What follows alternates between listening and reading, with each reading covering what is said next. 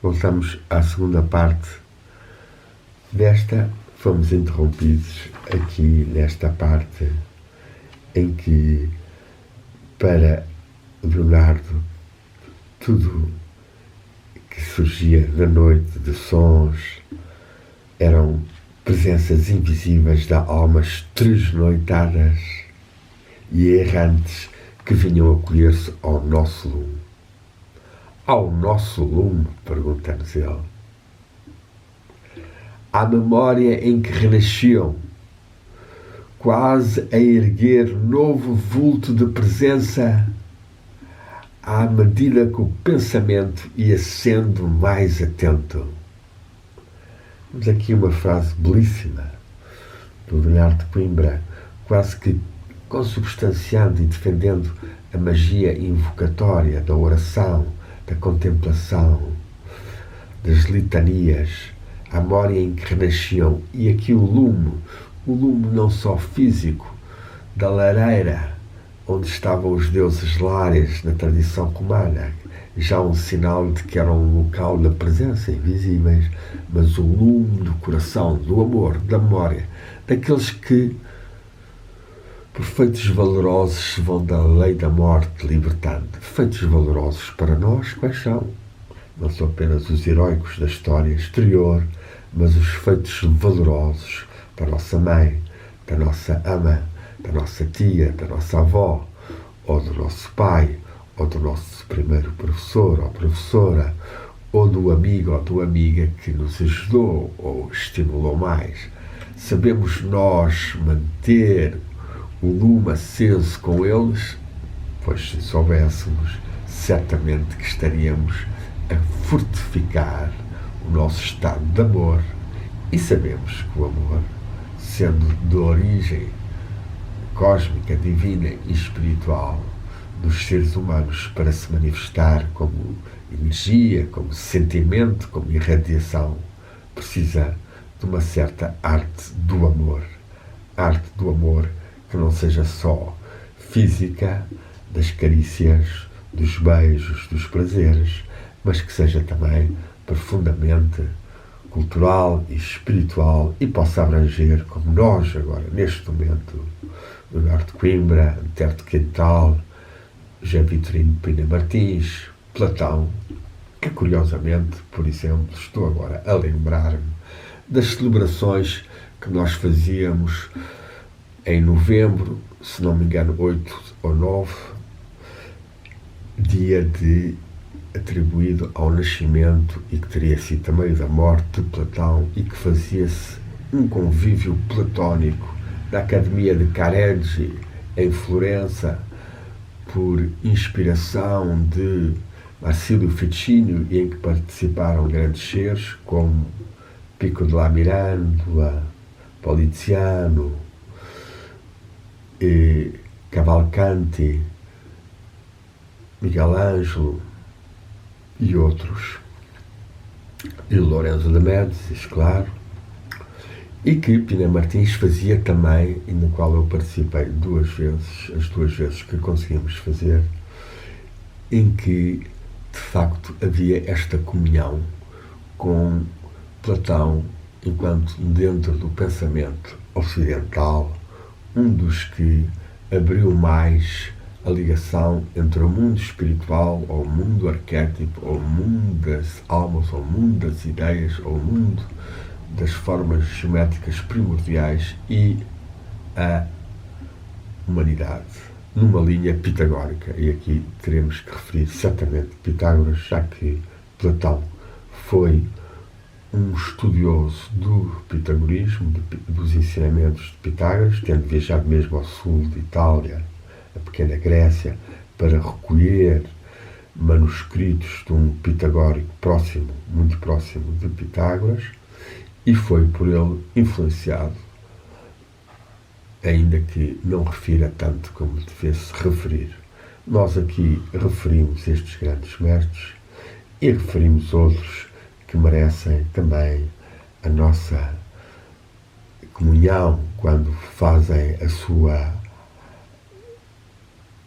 já partida da Terra, feita já a sua partida da Terra, e são por muitos esquecidos e ignorados. E estou-me a lembrar de mestres como Henri Corbin, Louis de Massignon, Bo Inra, Choravardi, Rusbehan, etc., etc., e que nós chamamos também aqui, e que nas nossas leituras e meditações, se estivermos a fazer com profundidade, a presença num sentido de comunhão, de alma, de amor e não de magia teúrgica exterior, é possível e é louvável e é benéfica. Depois, Leonardo vai falar nas alminhas e como os homens e as mulheres ao longo dos tempos foram desenvolvendo uma concepção de que há uma imortalidade. E refere então, eu vou ler este bocadinho porque é interessante. E as alminhas, algo tão típico português, que à beira das estradas e no cruzamento dos caminhos pedem a recordação dos que passam. Às vezes, aqui ele pôs logo a par de uma esmola, às vezes, porque acho que não tem, para os que fazem comércio, a par de uma esmola para que fazem comércio com as regiões do além. Aqui há uma crítica a isso, mas há muitas alminhas que não têm essa caixa de esmolas inserida ou na pedra ou em madeira. E já rezei várias vezes no Gerês, conheço uma bem próxima de onde eu passo, e até de uma mãe, de uma senhora ainda viva, que morreu também na estrada, e para a qual faço alguma pequena oração ou invoco as bênçãos divinas. Guerra à morte por toda a parte e por todas as formas, mas guerra sem as armas superiores da ciência, luta ingênua em que por vezes temos a impressão de alguém que fizesse desaparecer o cadáver de um pinheiro carcomido sob a fluorescência de uma clematite enleiante. Será o homem a tapar os olhos para não ver? Em todos os tempos e povos se atreveu o homem a olhar a face da morte e se colheu aspectos diferentes, nunca procurou eximir-se à brutalidade do facto. Em Homero, ela aparece como uma vida diminuída, exígua, a sombra ténue de uma vida nietzschiana de força e ardil. É interessante aqui esta comunhão filosófica na alma de Leonardo entre Homero e Nietzsche em relação ao além ou à presença da alma forte em Nietzsche e em Homero apenas naquela época de alguns dos gregos como apenas um reino do Hades de sombras e bem diminuído. Em Platão esboça o pensamento uma imortalidade social ou da sociedade pelos méritos intrínsecos de cada pessoa. Já vinha de Pitágoras, como dissemos. Já no Velho Egito, a vida imortal tinha a sanção de uma justiça tocada de bondade. Todas as religiões são noticiosas desse além, e as notícias são interpretações da morte à luz da vida moral que os homens se vão fazendo, por vezes, à luz de uma moral tão alta que aparece como uma revelação perdida nos tempos ou uma saudade da original perfeição idênica. Aqui interessante esta consciência que Leonardo afirma, saudade da original perfeição idênica, que nós podemos sair da imagem estereotipada e fossilizada, literal, de um jardim e de Adão e de Eva, mas regressarmos ao estado original dos espíritos, das centelhas luminosas, enquanto comungantes do mundo espiritual divino, antes de terem a descida para os corpos físicos, o que é uma tradição da gnose e que em Fernando Pessoa, por exemplo, mais do que em todos os outros, claramente afirmada em dezenas e dezenas de textos e que talvez mereçam até, tendo em conta esta leitura, eu escrever um pequeno texto com um apanhado de algumas dessas em que Fernando Pessoa afirma com beleza e com claridade, por diferentes modos, essa queda, essa descida e esse olvido de um estado original e que Fernando Pessoa sente essa aspiração, essa saudade.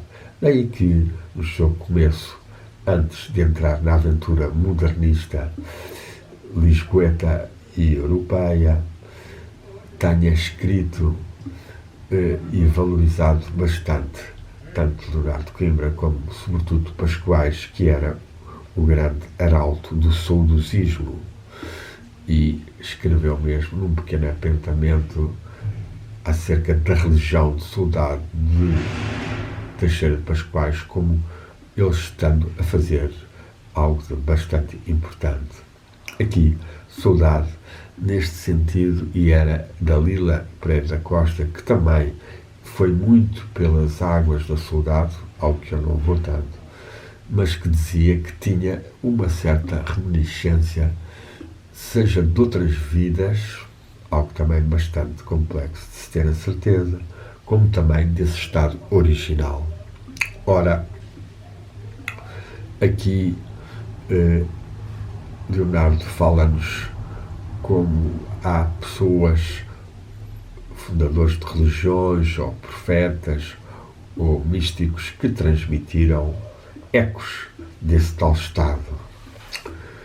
Ao lado dessas síntese, diz-nos Leonardo, dessas disciplinas da morte, e aqui lembramos do grande mestre Erasmo, que escreveu também uma arte de morrer, a arte de bem morrer, a arte moriendi, e que foi no Renascimento uma das grandes luzes sobre o cristianismo, sobre os cristãos, sobre a Europa, das pessoas mais cultas e também das pessoas menos cultas, quando as suas obras começaram a ser traduzidas ou refletidas nas obras de outros autores que já escreviam nas línguas vulgares. Ao lado dessas síntese, dessas disciplinas da morte, uma boa expressão de Leonardo, disciplinas da morte, disciplinar a morte, disciplinar o nosso medo da morte, afirmar a luta pela imortalidade, a identificação ao espírito imortal, e é isto que nos cabe a nós, neste século XXI, desenvolver mais, passada toda a época em que ou o materialismo ou o catolicismo afirmavam com maior abrangência nas mentes e inconscientes coletivos dos povos as opções face à morte, e como, através dos caminhos iniciáticos, esotéricos e espirituais, nós podemos consciencializar-nos mais do espírito imortal que está e que somos. E para isso, as disciplinas, realmente, as asceses, as meditações. Ao lado dessas síntese, dessas disciplinas da morte, nunca deixaram os homens de colher e contar fatos avulsos que formam em toda a parte uma larga zona de mistério, banhando todas as banalidades, feiticeiras, encantamentos, mouras que ao luar choram seculares saudades, espectros alucinatórios, etc.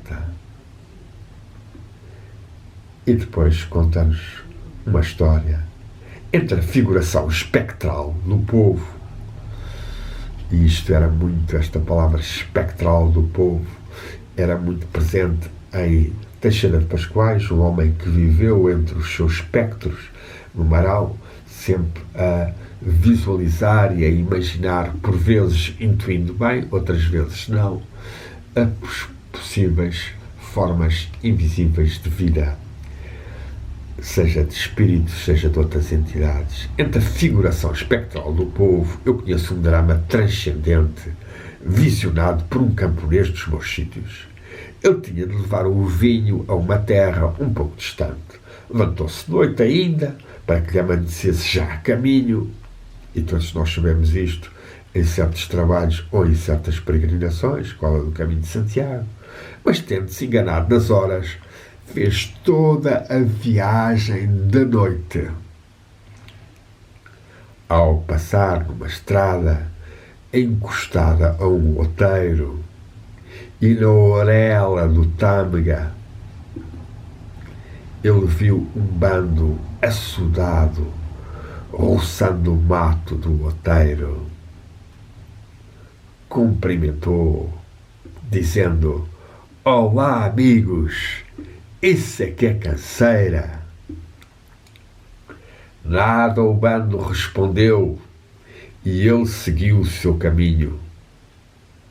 Da volta, verificou com espanto que o outeiro continuava coberto de codeço e tojo. Eis aqui um relato bem interessante do jovem Leonardo, provavelmente, ou talvez já mais velho, mas recebendo de um camponês, trabalhador, diligente, que sai pela noite e que encontra um grupo de seres a roçar o mato, a trabalhar, a cortar a erva, provavelmente, pensou ele, já para fazerem a cama aos bois, o estrume. Mas eis que, quando regressa, se apercebe que nada tinha sido trabalhado, tinha sido uma visão de almas do outro mundo trabalhando na terra real, imaginária. Quem sabe do que se passa no mundo subtil físico, que em certos aspectos, ou em muitos aspectos, não é tão diferente como o nosso, ainda que saibamos pouco sobre tal. Em seguida a esta parte, Leonardo de Coimbra vai entrar na outra linha de contribuição, que é a da que ele chama metapsicologia, porque se trata dos casos em que o ser humano, por os seus sentidos espirituais, vai entrar na busca do outro lado. Diz-nos então assim, para introduzirmos este bocado.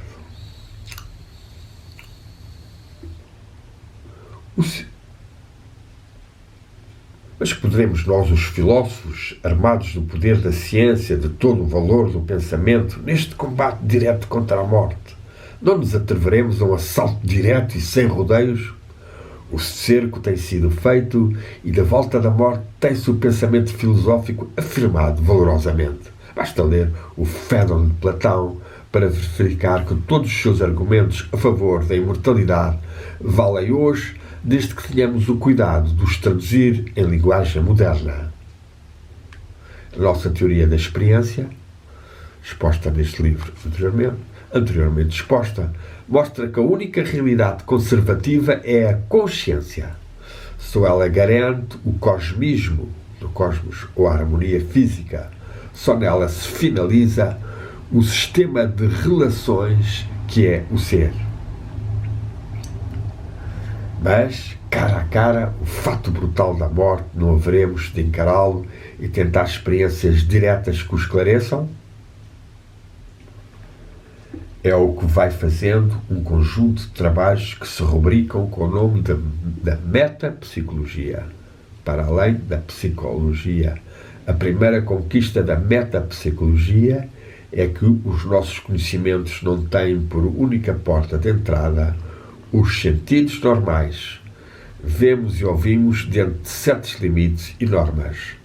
Essas normas são excedidas em certos indivíduos em condições cujo determinismo está muito longe da nossa apreensão, ou cujo determinismo está ainda pouco claro, mas já bastante mais apreendido por muitos seres, diremos nós. E é assim que se verificam os casos de transmissão do pensamento sem a sua expressão sensível. Esses casos, bem autenticados, são hoje numerosíssimos. São por vezes de ordem experimental, as mais das vezes são espontâneos. E começa a narrar o caso dele com o seu filho, o caso com umas senhoras de idade a quem deu certo tipo de ordens mentais e diz-nos: é a telepatia que numerosíssimos casos autênticos atestam seguramente. Pessoalmente, nenhum caso desses de telepatia a grandes distâncias era neste seguimento, mas a sua coleção está feita num livro da Casa Alcan de Paris, dos autores Gournay, Miers e Podmore. Miers é um dos nomes famosos desta época, destas investigações metafísicas ou metapsicológicas. Em todo o caso, vou referir dois desses fenómenos que me foram revelados por pessoas idóneas. O jornalista Silva Passos, estando em Coimbra e na escola agrícola, passa uma noite de terríveis insónias, pedindo a um amigo que lhe faça companhia. Num certo momento, ele ouve a voz de seu pai dizer: adeus, Chico. Sabe mais tarde que a essa hora seu pai tinha falecido na Ilha da Madeira, tendo antes pronunciado realmente tais palavras. O romancista Sousa Costa contou-me quando um dia sua mãe se levantara gritando aflitivamente com o seu filho ausente em África e de quem há pouco tinham recebido boas notícias, acabava de morrer. Informações ulteriores confirmaram a desgraça. Sem procurar um mecanismo de tais conhecimentos, é evidente que eles cedem a capacidade normal das aquisições sensíveis. Estes fenómenos são espontâneos, mas eles podem ser dirigidos também. Este conhecimento à distância e fora do condicionalismo normal, quando é dirigido, chama-se psicométrico.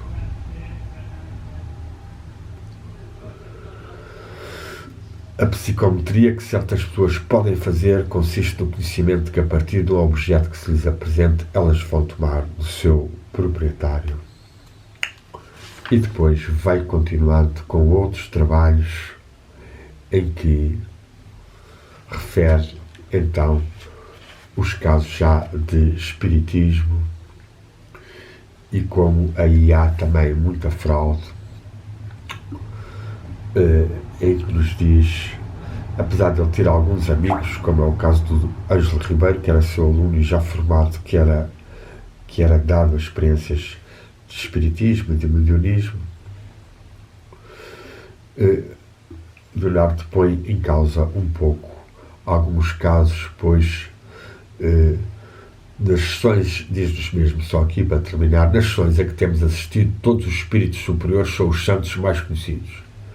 Já aconteceu uma mulherzinha inculta falar em nome de Santo Agostinho, que, em resposta a perguntas minhas sobre os problemas que ele tratou, dizia sempre: isso é muito difícil e não vem para aqui. Ora bem, voltemos aqui atrás, quando Leonardo diz